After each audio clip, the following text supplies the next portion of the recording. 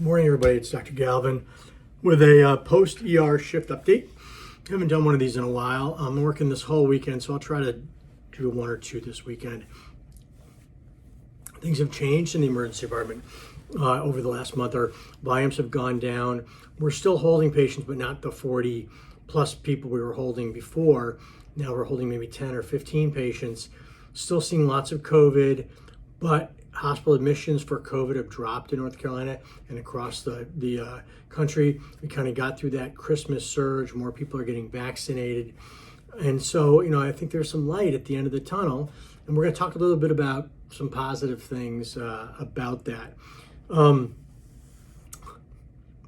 think that, worldwide, we're still, we got big numbers, 110 million cases, almost 2.5 million deaths.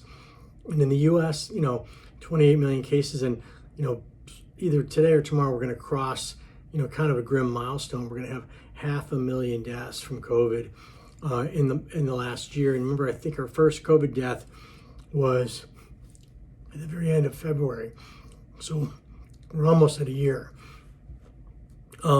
Excuse me, I got a little bit of a cough from I'm not sick, but I get a little exercise-induced asthma, especially when I do CrossFit when it's cold. And I had a hard workout yesterday, and so I'm coughing a little bit, but I'm not sick. I am tired. It was a very busy night, seeing more, lots of sick people, but also seeing more like kind of normal emergency department stuff. Motor vehicle crashes, people with, actually somebody that had regular pneumonia. Was shocked.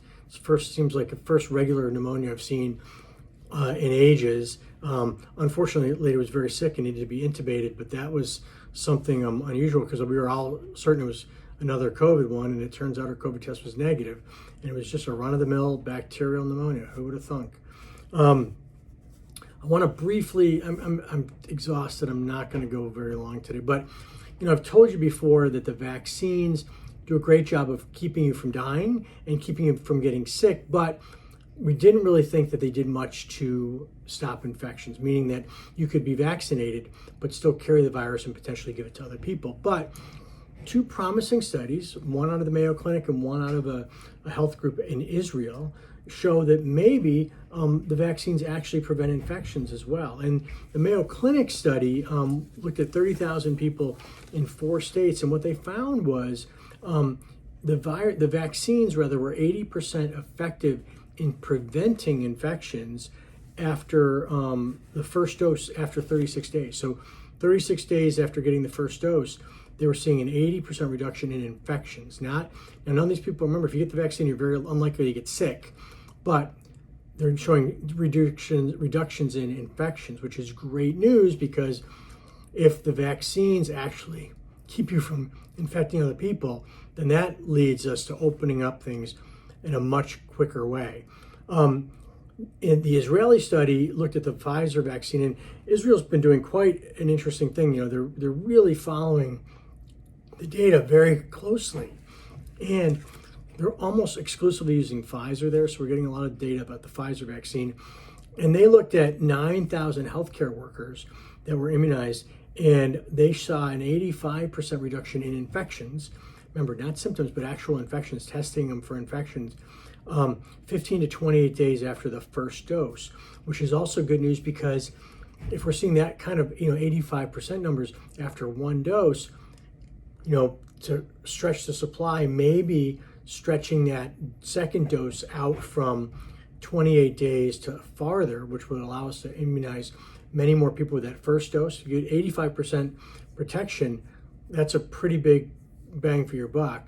And there may be some preliminary evidence that we can kind of change the spacing of the vaccines. Remember, the spacing was designed based on the studies, but things change in science, and so that's all good news.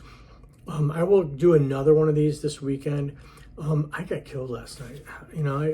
I usually have a bit of a white cloud. In emergency medicine, you have a dark cloud or a white cloud. Dark cloud means you get all the nonsense, and you get killed with millions of patients and sick people and crazy things. And a white cloud basically means that you have pretty good nights, especially for the night shift. I tend to have more of a white cloud, but I had a black cloud, a very dark black cloud last night, especially since a lot of the sick people came in around 4 in the morning, which is when my PAs, who are a huge help, kind of get off, and I'm left all alone for a couple hours until the 6 o'clock doc comes in. And you know, it was nice to see Dr. Cruz this morning and hand him the keys to the kingdom. So anyway, I'm going to go home and go to bed. Everybody stay safe, wash your hands, you know, look out for yourselves, look out for your families, look out for those around you. Please, if you like me and you like what I talk about, please subscribe to the YouTube channel or follow us on Facebook, and I will talk to you all soon. Stay safe.